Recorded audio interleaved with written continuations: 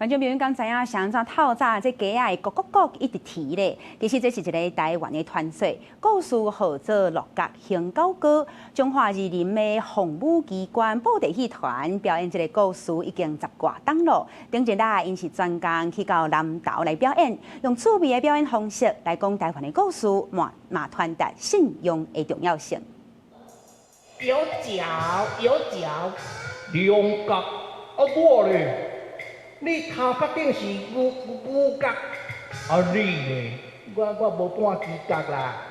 對啊。鹿角行高歌是台灣民間的傳說，故事講古早原底鹿角是無角的，為着要參加動物的選美比賽，甲狗仔這個角嘛拜託家大兄來做保證人。我即馬招你，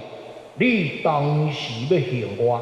後日我比賽煞馬上還你9角。是講幾檔了？我招你伊會行哦，你保證人哦。是啦，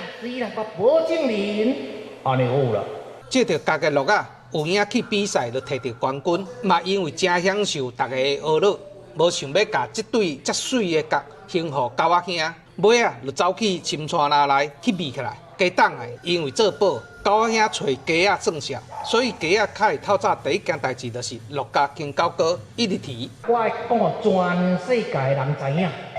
我即馬透早起床第一件代志就是跳去厝尾頂甲喊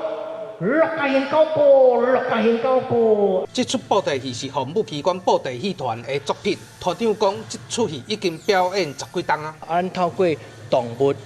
咱家己有一個形象做這個鹿仔啦、狗仔啦甲雞仔因之間的這個溫溫婉婉演這個鹿角行高歌的故事啊其實伊是一出真有趣味的這個民間故事。伊講的就是講這個做人要有信用要有道義因為即馬囡仔攏無啥會曉講台語，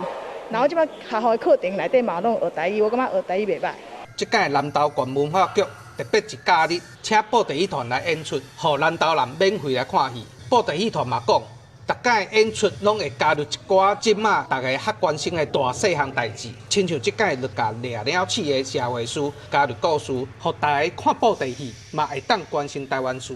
記者陳秀丹投報道。